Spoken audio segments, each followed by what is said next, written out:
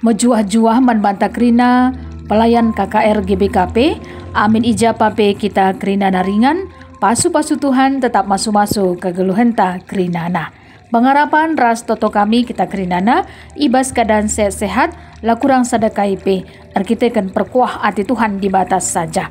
Ope dengar sedekahkan karena bahan sermon pelayan KKR, guna minggu tanggal 10 Juli 2022 enda, mari dageras kita artoto. Bapa kami siringan ibas kini Rajaan Surga, tetap kami ngatakan bujur man bandu. Kelengkel atendu Tuhan man kami kerina anak-anak du selaku pelayan KKR GBKP. Berikan du hikmat, kebijaksanaan, kepentaran sirna ibas kamnari. Gela alu bagi ngasup kami ngangkai karena kebenaran katandu, ras ngasup kami guna pembarkan karena kebenaran katandu. Ngerana kam bagi Tuhan kami go sikap megikan katandu. Ibas gelar Tuhan Yesus Kristus. Kami go urto teman bandu.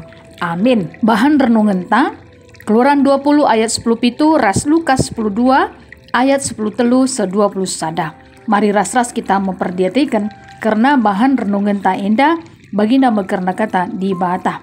Jangan mengingini rumah sesamamu, jangan mengingini istrinya atau hambanya laki-laki atau hambanya perempuan atau lembunya atau keledainya atau apapun yang dipunyai sesamamu. Lukas 12 ayat 13 sampai 21. Beginilah karena firman Tuhan, orang kaya yang bodoh. Seorang dari orang banyak itu berkata kepada Yesus, "Guru, katakanlah kepada saudaraku supaya ia berbagi warisan dengan aku."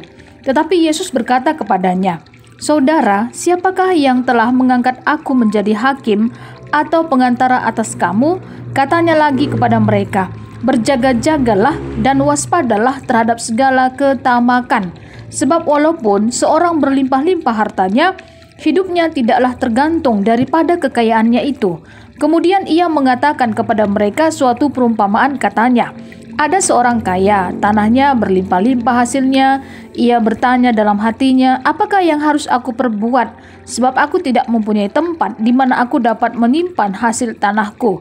Lalu katanya, "Inilah yang akan aku perbuat, aku akan merombak lumbung-lumbungku dan aku akan mendirikan yang lebih besar dan aku akan menyimpan di dalamnya segala gandum dan barang-barangku. Sesudah itu aku akan berkata kepada jiwaku, jiwaku, ada padamu banyak barang, tertimbun untuk bertahun-tahun lamanya.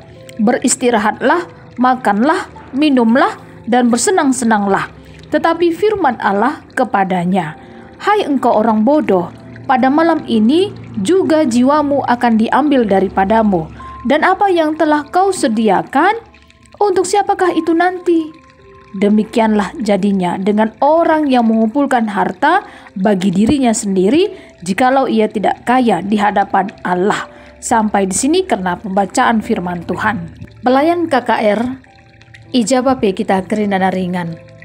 Bahan renungan tak indah, si pemenang lebih arah Keluaran 20 ayat 10 pitu. Ini merupakan perintah Tuhan yang ke-10, supaya jangan mengingini rumah sesama. Jangan mengingini istrinya atau hambanya laki-laki, atau hambanya perempuan, atau lembunya atau keledainya, atau apapun yang dipunyai sesamamu. Perintah ini Tuhan dibata mereka zaman Musa, guna kegeluhan bangsa Israel. Segelah kai, segelah lit kini raturan. Ada peraturan untuk ditaati, bukan untuk dilanggar, tapi untuk ditaati, supaya kehidupan bangsa Israel hidup dalam kasih Allah. Lukas 12 ayat 13 sampai 21. Di sini menceritakan karena orang kaya yang bodoh, di mana tanahnya berlimpah-limpah hasilnya, dia memikirkan di mana lagi tempat untuk menyimpan hasil tanahnya. Ia kursi sada. Dia bertanya dan menjawab sendiri pertanyaannya, di mana dia merombak lumbung-lumbungnya dan akan mendirikan yang lebih besar untuk segala gandum dan barang-barangnya. Dan dia meyakinkan dirinya bahwa sudah banyak barang-barangnya. Begitupun dengan gandumnya untuk waktu yang cukup lama. Oleh karenanya, orang kaya ini hanya tinggal makan, minum, bersenang-senang lagi, itu saja kerjanya. Tetapi itulah ya, jalan Tuhan tidak sama dengan jalan kita manusia. Apa yang dipikirkan orang kaya yang bodoh ini?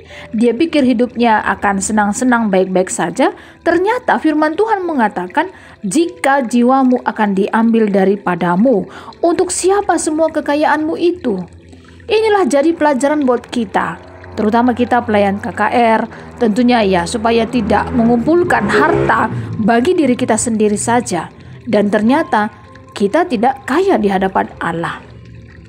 Firman Tuhan sudah sampai di dalam kehidupan kita.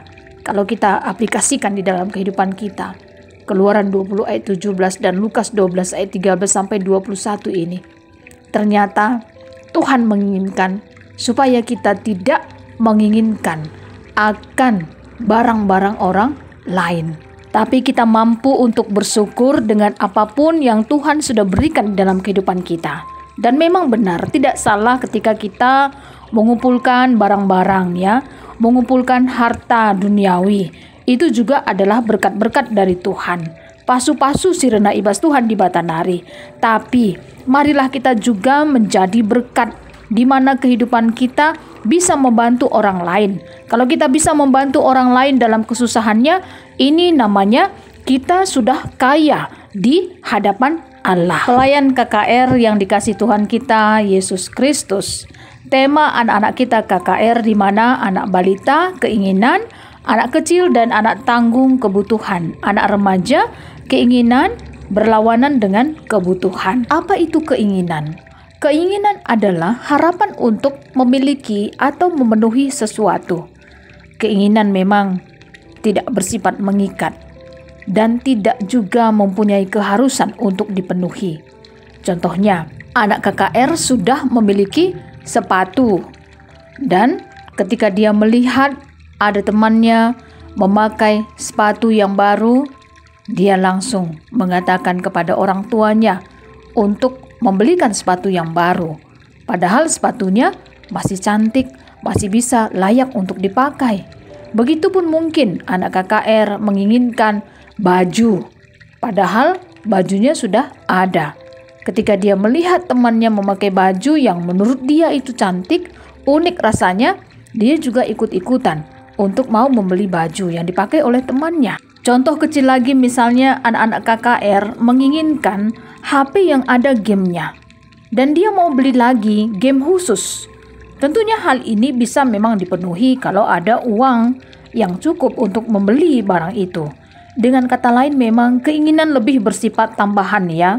Ketika kebutuhan pokok atau kebutuhan primer telah terpenuhi. Lalu bagaimana dengan yang namanya kebutuhan? Kebutuhan itu adalah segala sesuatu yang harus dipenuhi untuk kelangsungan hidup.